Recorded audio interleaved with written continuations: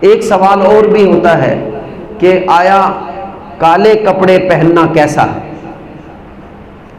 سوال ہو رہا ہے کالے کپڑے، سیاہ کپڑے پہننا کیسا ہے؟ تو بھائی اس کو ذرا تھوڑا سا توجہ سے سنیں۔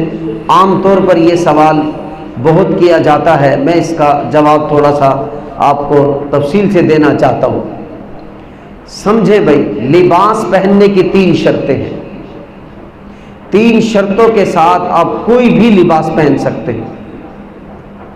نمبر 1، باریک نہ ہو جس سے اندر کا جسم جھلکتا نظر آئے۔ نمبر 2، اتنا چست نہ ہو کہ ہمارے جسم کا ابھار نظر آئے۔ نمبر 3، کسی قوم یا کسی عورت کا شعار نہ ہو۔ اب یہ جب 3 شرطیں ہیں، ان پر ہم لباس کو اپناتے ہیں، پرکھتے ہیں۔ اگر سیاہ لباس ان تینوں شرطوں پر پورا اتر جاتا ہے تو آپ پہن لیں، اچھی بات ہے۔ اگر ان 3 شرطوں میں سے کوئی ایک شرط نہیں پائی جاتی پھر بچنا ضروری ہے۔ اگر کالا لباس چست نہیں ہے، کالا لباس باریک نہیں ہے، لیکن تیسری شرط نہیں پائی جاتی کہ کسی قوم کا شعار بھی نہ ہو، یہ کسی قوم کا شعار بن چکا ہے۔ اس لیے اگرچہ قرون اولیٰ کے اندر یہ ثابت ہے کالا لباس پہننا، لیکن اب چونکہ ایک قوم کا شعار بن گیا، اس میں 2 شرطیں اگرچہ پائی جا سکتی ہیں کہ وہ باریک بھی نہ ہو، چست بھی نہ ہو، لیکن قوم کا شعار بن چکا ہے، اس لیے اب اس سے حد المقدور اجتناب کرنا چاہیے، بچنا اولا ہے، افضل ہے، بہتر ہے، اور خاص طور پر محرم کے مہینے میں تو بالکل بچا جائے۔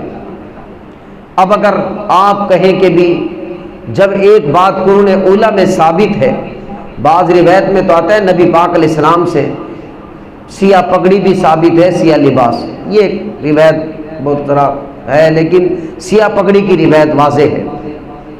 تو ہم اس کے 2 جواب دیتے ہیں۔ ایک تو سیاہ پگڑی ثابت ہے تو پہن لیں سیاہ پگڑی، کبھی کسی نے منع نہیں کیا۔ ایک ہے مکمل طور پر سیاہ لباس پہننا، اور خاص طور پر اس کو سوگ سمجھ کر پہننا، یہ اور زیادہ غلط ہے۔ آپ علیہ السلام نے فرمایا کسی کی میت پر 3 دن سے زیادہ سوگ نہیں، سوائے عورت کے جس کا شوہر فوت ہو گیا ہو، وہ 4 مہینے 10 دن سوگ کرے گی، یا متعلقہ 3 مہینے 3 مہینے، لیکن عام میت پر 3 دن سے زیادہ سوگ نہیں۔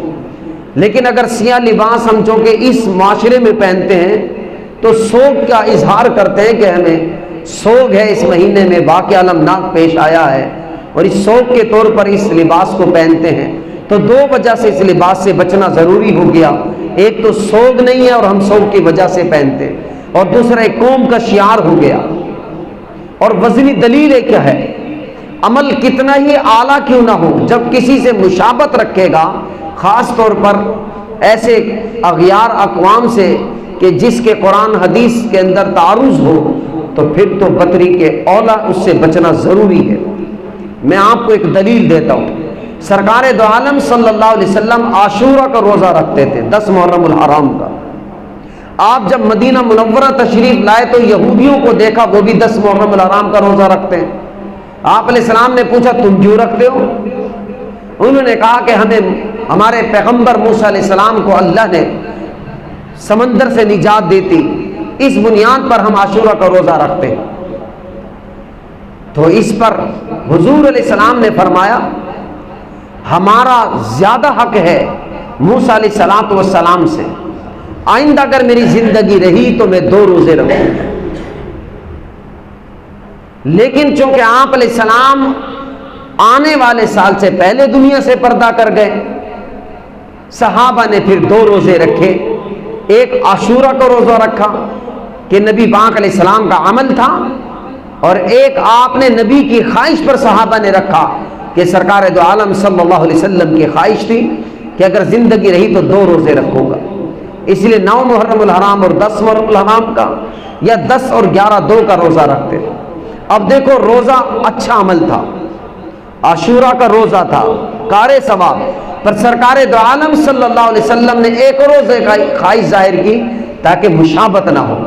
بس یہی وجہ ہے کہ مشابت سے بچنے کے لیے ہمیں لباس سے بچنا اولا ہے، افضل ہے۔ تو دو وجہ ہے، سوگ کے اعتبار سے اگر پہنیں گے غلط، نمبر دو اگر ہم قوم کا شعار ہونے کی بنیاد پر پہنیں گے تب بھی غلط ہے۔ ورنہ اگر تین شرطیں پائی جائیں تو پھر کوئی بھی لباس پہنا جا سکتا ہے۔ اب اگر کوئی کہے جی اگر لال رنگ کا لباس پہنے ہم تو ہم کہیں گے قوم کا شعار ہے، عورتیں بھی ایک قوم ہے، یہ اس قوم کا شعار ہے، اب عورتوں کا لباس نہیں پہن سکتے۔ اس بنیاد پر سیاہ لباس پہننے سے بچنا چاہیے، اچھی بات ہے، تاکہ امن و سلامتی کے ساتھ ہمارا ایمان بھی رہے، امن و سلامتی کے ساتھ ہمارا ملک بھی رہے۔ یہی وجہ ہے کہ ہماری شریعت کے وہ بہترین اصول ہیں کہ جس میں ہمارے ایمان کی بھی خیر، ہمارے وطن کی بھی خیر ہے۔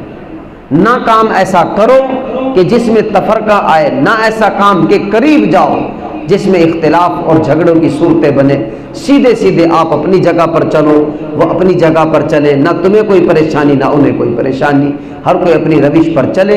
ہماری ذمہ داری ہے دلائل کے ساتھ حق کو بیان کرنا، کوئی مانے تب بھی ٹھیک، نہ مانے اللہ کے ہاں معاملہ اس کا سپرد ہے۔